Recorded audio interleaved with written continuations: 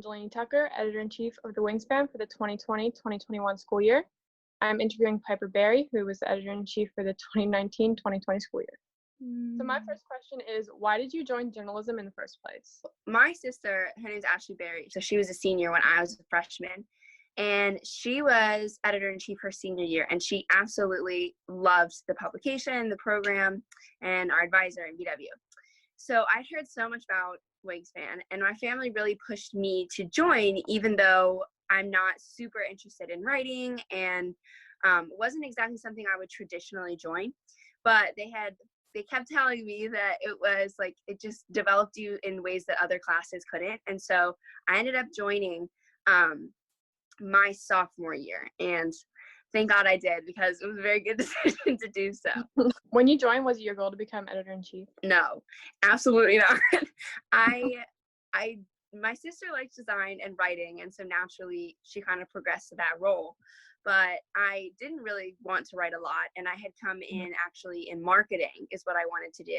And I just had figured that, starting in marketing, I would never get to Editor-in-Chief. It was just something I didn't even think would be possible. So no, I did not think I would become Editor-in-Chief, but yet here I am. So when did you realize that you wanted to become Editor-in-Chief? I think I realized that probably partway through my junior year when I was managing editor, because I was working under our former Editor-in-Chief, Maddie, and she truly taught me like everything I know today.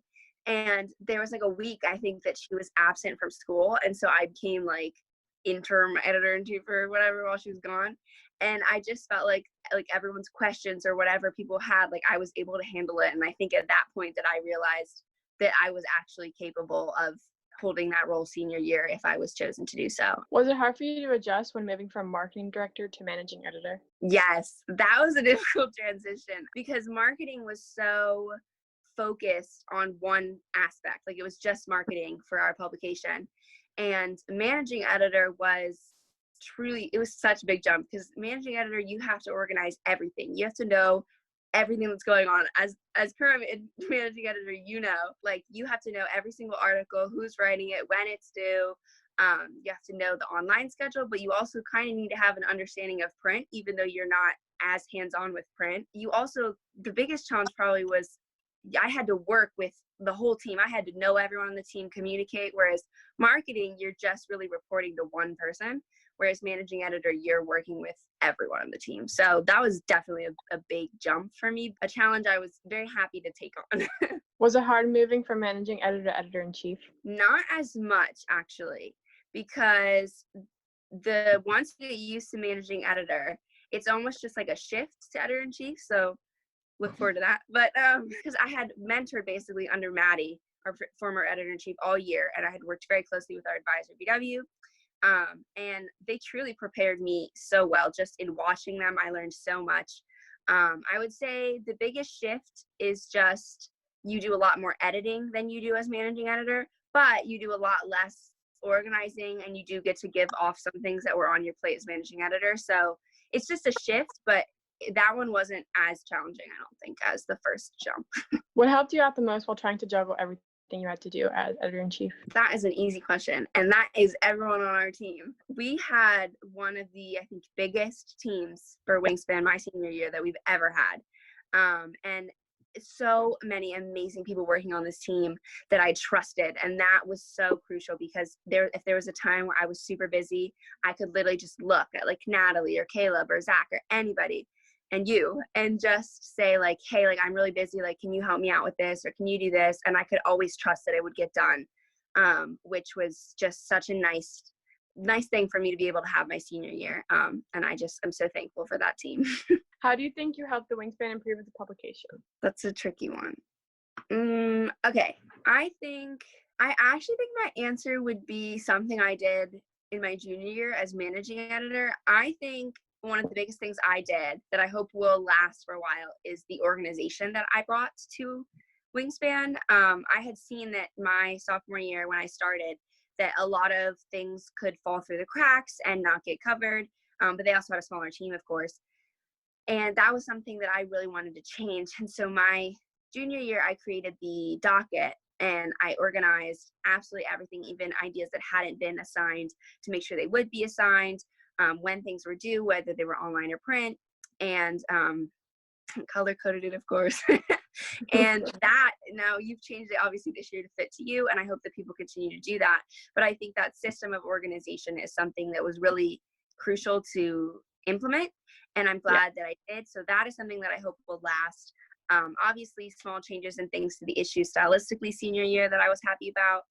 And I also think overall, between me and Maddie, we helped shift the issue to really cover hard news and really hard-hitting pieces. But also, I have to give a lot of credit to the writers for that, because that was their ideas that I was just happy to help them with. What's one thing you hope you leave behind with all the non-seniors as they move into next year?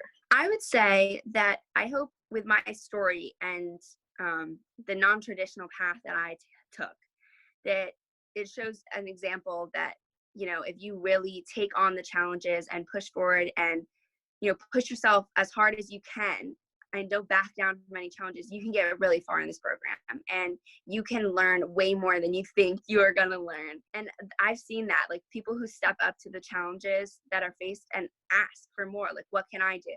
It really shows so much to your character. And you know, that's what I did coming in, and now at the end of it, I appreciate all of the people that come in and do the same.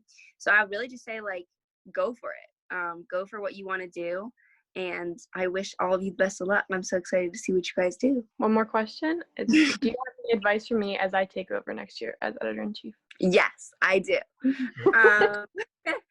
Well, first, I want to say that I think you're going to do a fantastic job as editor-in-chief, and I've seen you grow over these past 2 years, and I have full confidence that you're going to do an amazing job. Second, my advice to you is twofold. One of the things you might not be used to that you're going to have to do next year is, you know, everything is your decision at the end of the day, which, you know, there's no one, you have a new advisor obviously next year, but there's no one to look up to that you can go ask all your questions to, or it's you. Everyone's going to ask you. So, you know, what I would say is, when it comes to making decisions, you know, ask people questions, get people's opinions. You know, some people will have different things that you didn't even think of. You know, use your team as a resource and really talk to them, communicate with them, and get their opinion. But at the end of the day, everyone's becoming youth questions, and you're going to have to make the decisions. And I would say that, you know, trust your decisions. There's going to be times that you really don't know if you're making the right one, but you got to believe in what you want to do and stand up for what you want to do as editor-in-chief. And that definitely happened to me, but I'm so happy in the end with decisions that I made this year.